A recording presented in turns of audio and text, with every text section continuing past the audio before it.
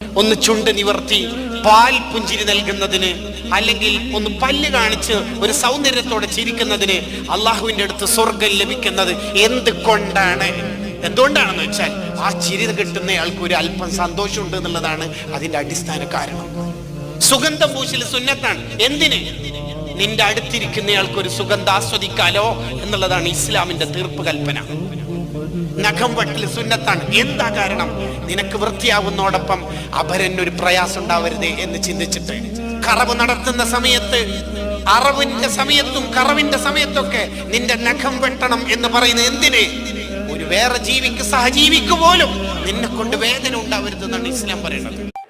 ഒന്ന് ചുണ്ട് നിവർത്തി പാൽ പുഞ്ചിരി നൽകുന്നതിന്, അല്ലെങ്കിൽ ഒന്ന് പല്ല് കാണിച്ച് ഒരു സൗന്ദര്യത്തോടെ ചിരിക്കുന്നതിന് അള്ളാഹുവിന്റെ അടുത്ത് സ്വർഗം ലഭിക്കുന്നത് എന്തുകൊണ്ടാണെന്ന് വെച്ചാൽ ആ ചിരി കിട്ടുന്നയാൾക്ക് ഒരു അല്പം സന്തോഷമുണ്ട് എന്നുള്ളതാണ് അതിന്റെ അടിസ്ഥാന കാരണം. സുഗന്ധം പൂശൽ സുന്നത്താണ്. എന്തിന്?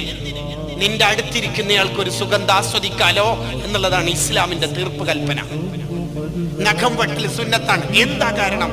നിനക്ക് വൃത്തിയാവുന്നതോടൊപ്പം അപരനൊരു പ്രയാസം ഉണ്ടാവരുതേ എന്ന് ചിന്തിച്ചിട്ട്.